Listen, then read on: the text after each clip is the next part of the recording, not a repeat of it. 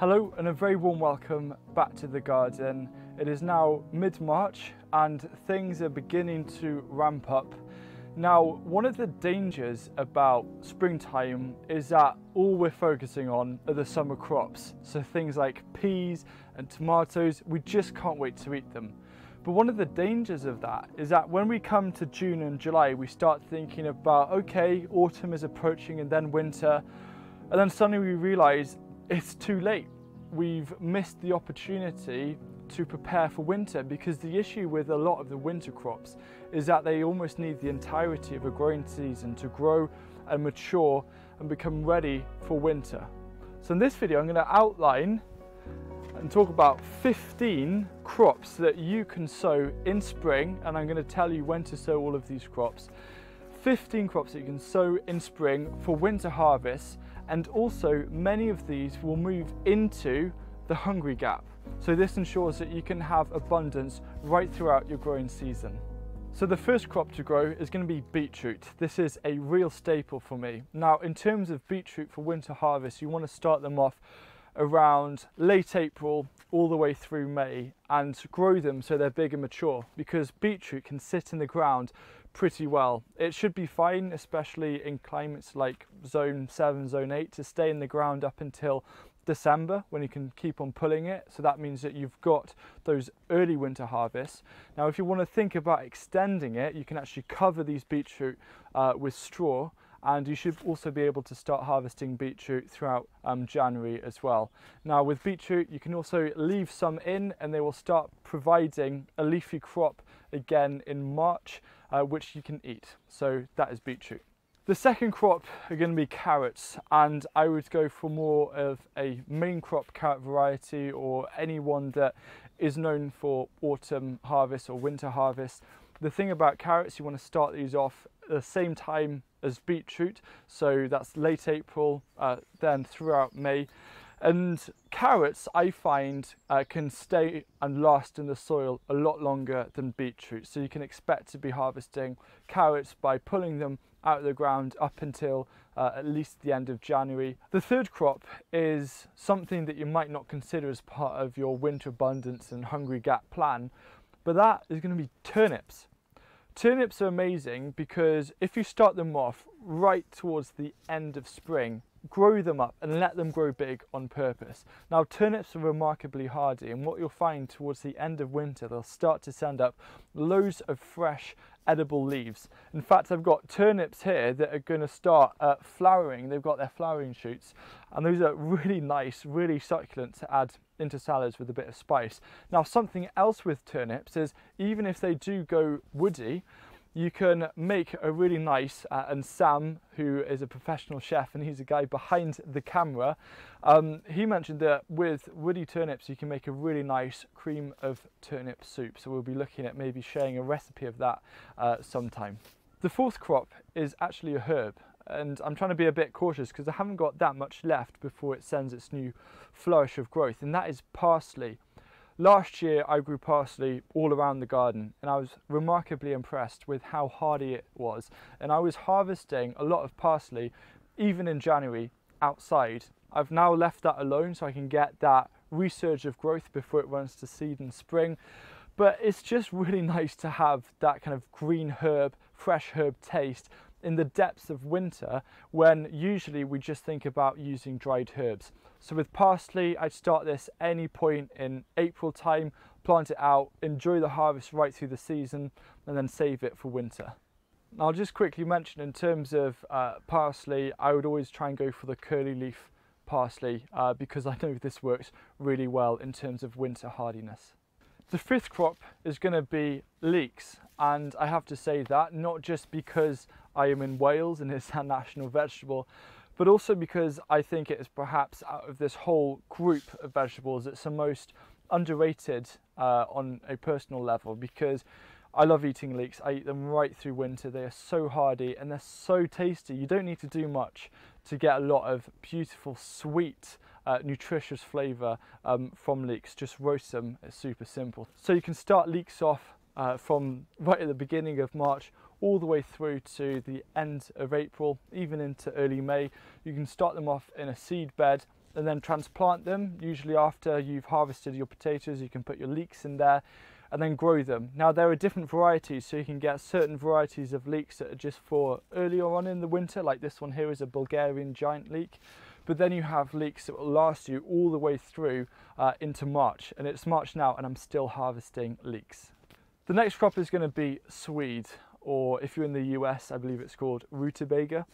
Swede is very underrated as well. The great thing about swede is you can start these off in April and May. They can start maturing right through the growing season and grow to a really big size, and then they'll just sit in the ground right through winter. So whether it's in December or March, you can just go into the garden and harvest what you need. Now you can also keep some back to then get loads of swede to start producing leaves during the hungry gap. So again, you're getting more really precious leafy greens when usually leafy greens are quite rare.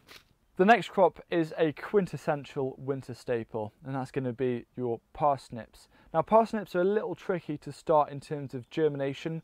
The trick is to actually make sure that the seeds don't dry out when you've put them in the ground. Make sure that there's constant moisture and they will germinate just fine.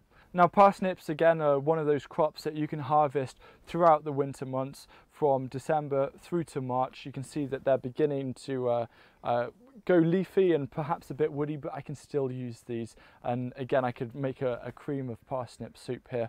So yeah, start them off mid to late April, let them grow right the way through the growing season, and then you'll have parsnips coming out of your ears. The next crop is perhaps a little more unusual, but it's very closely related to parsnips, and that is salsify. You just follow the exact same process for parsnips. These create this kind of, they're less productive than parsnips, but it's something interesting to try, and they're just as hardy. And you might find that salsify is easier to grow than parsnips. So give it a go, treat them just like parsnips in terms of when to sow and when to harvest, and you've got yourself another crop to fit in. So the ninth crop is oca, which is also known as New Zealand yam. This is more of a crop that you harvest right at the beginning of winter. So the idea is you let it get frosted as a plant, the leaves will die down, then wait around 4 to 6 weeks and then harvest them. So you can harvest them up until Christmas, that's what I'd recommend. And you've got loads of really vibrant tubers that you can make curries out of, you can roast them, they're really fun to cook with.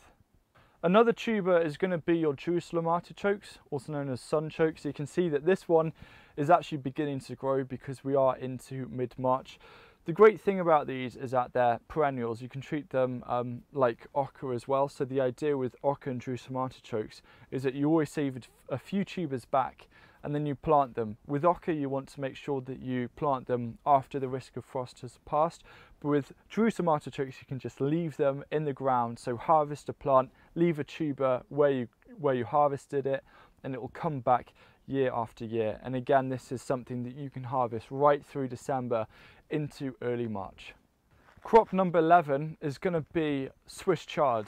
And Swiss chard is great, especially if you have an undercover growing area, because you can actually keep on cropping it right through winter. What you will tend to find if you're growing it outside is after kind of the end of December has passed, you don't really get any leaf production. It kind of freezes. But what happens is that this is actually a fantastic hungry gap crop, because now kind of mid-March onwards it's going to send up a flourish of new leaves.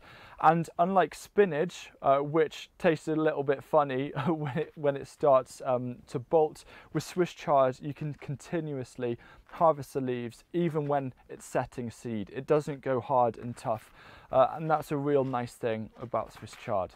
So start sowing these around April and May, and then you can have those crops in early winter and then in the hungry gap. The next crop is more for a crop for the hungry gap, and that is going to be purple sprouting broccoli. And you want to make sure that you choose the early varieties. So the early means that they're going to start off in early spring. So you start them off actually back in April or May, so you want to start them off April or May this year with the early varieties, grow them right through the season. During winter you can naturally harvest some of the younger leaves, and you can treat them just like kale or cabbage if you want to, but then make sure that you leave enough leaves so it has the energy to send up all of these beautiful spurs of purple sprouting broccoli. Sticking with the theme of brassicas, after the purple sprouting broccoli, the final 3 of the 15 crops that you can start off in spring for those winter and hungry gap harvests are going to be Brussels sprouts, winter cabbage, and also kale.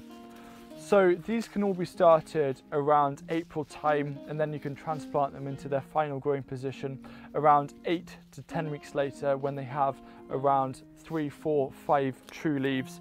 Now with Brussels sprouts, chances are you're only going to be harvesting these up until kind of early January, because this is more of the front end of winter.